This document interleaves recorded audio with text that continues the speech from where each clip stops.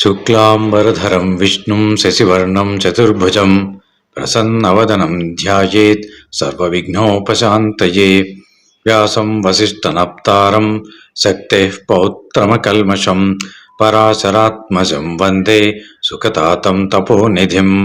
వ్యాసాయ విష్ణురూపాయ వ్యాసరూపాయ విష్ణవే నమో వై బ్రహ్మనిధయే వాసిష్ఠాయ నమో నమః. మాఘమాసం ఈరోజు 6వ రోజు.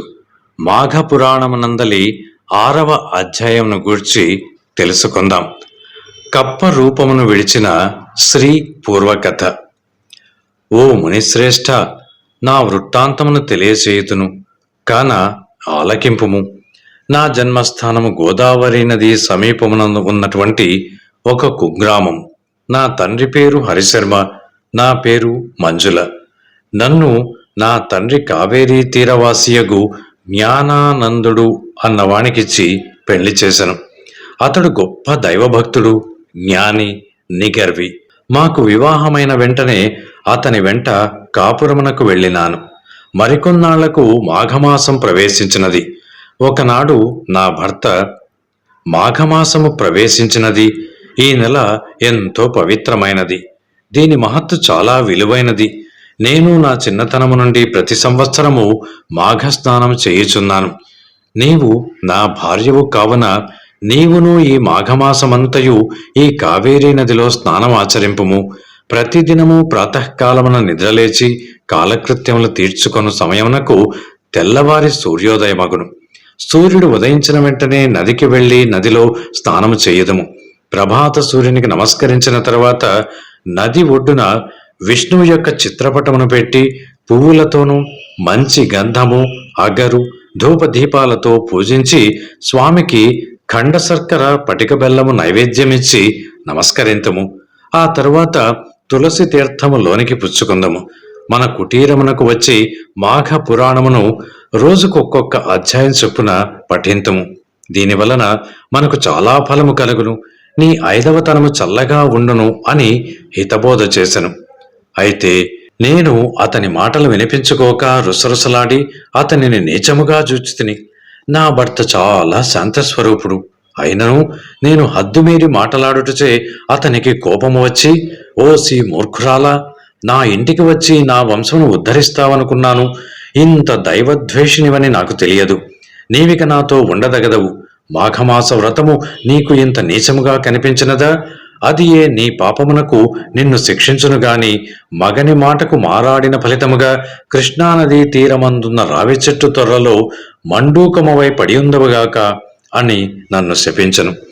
వారి సింహగర్జనకు వణికిపోతిని, హరి శాపమునకు భయపడిపోతిని, వారి రౌద్రాకారమును చూడజాలకపోతిని. నాకు జ్ఞానోదయం కలిగినది. నా తప్పు నేనే తెలుసుకున్నాను. అయ్యో, ఎంతటి మూర్ఖత్వముగా ప్రవర్తించి తిని అని పశ్చాత్తాపం కలిగినది. వెంటనే నా భర్త యొక్క 2 పాదములు పట్టుకొని, నాకు ఈ శాపము ఎట్టుపోవును, మరల నిన్ను ఎటుల కలుసుకుందును, నాకు ప్రాయశ్చిత్తము లేదా అని పరిపరి విధాలా ప్రార్థించగా నా భర్త కొంత తడవాలోచించి ఒక గడువు పెట్టెను.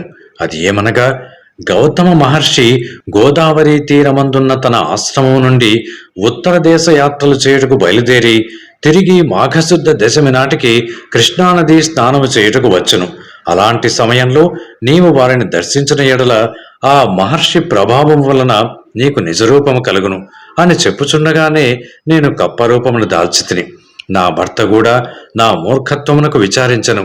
నేను కప్పరూపముతో గెంతుకుంటూ కొన్ని దినాలకు కృష్ణానది తీరాన ఉన్నటువంటి ఈ రావి చెట్టు తొర్రలో నివాసం ఏర్పరచుకుని జీవించుచు మీ రాక కోసం ఎదురు చూచుచుంటిని. ఇది జరిగి ఎంతకాలమైనదో నాకు తెలియదు అని తన వృత్తాంతమంతయు గౌతమ మహర్షికి వివరించను. అప్పుడు వెంటనే గౌతమ మహర్షి, అమ్మాయి, భయపడకము. నీకు ఈ శాపము కలిగి 1000 ఏండ్లకు పైగా అయినది. ఇంతకాలము నీవు అనేక కష్టములు పడి జీవించినావు. నీ భర్తయ్యను ఏకాంతముగా చాలా కాలము జీవించి హరినామ సంకీర్తనలు చేయుచు మృతుడయ్యను. అతడిప్పుడు వైకుంఠములోనున్నాడు.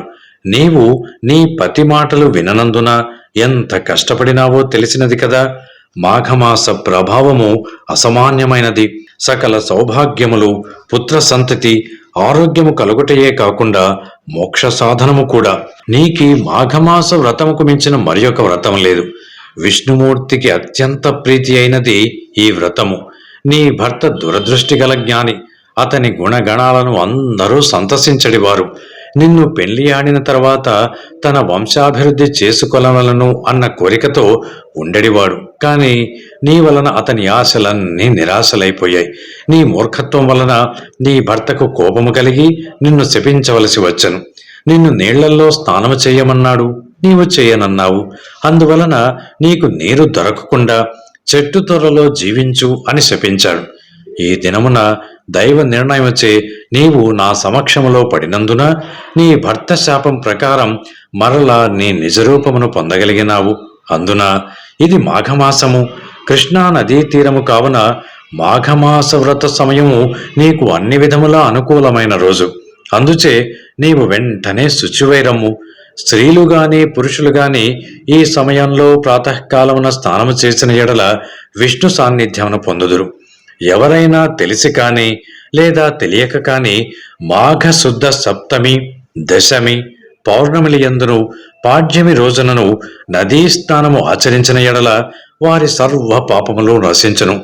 మాఘశుద్ధ పాడ్యమి నాడును అటులనే దశమి, ఏకాదశి, ద్వాదశి ఈ దినములలోనూ స్నానము చేసి శ్రీమన్నారాయణుడిని పూజించి పురాణ కాలక్షేపం చేసిన ఎడల శ్రీహరి ఎంతగానో సంతోషించి మనోవాంఛలు సిద్ధించినట్లు వరమిచ్చును.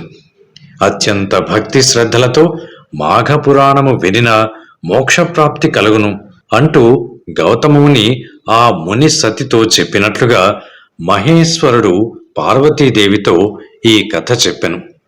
మాఘ పురాణం 6వ అధ్యాయం సంపూర్ణం. Thanks for watching. Please comment, like, share and subscribe our channel.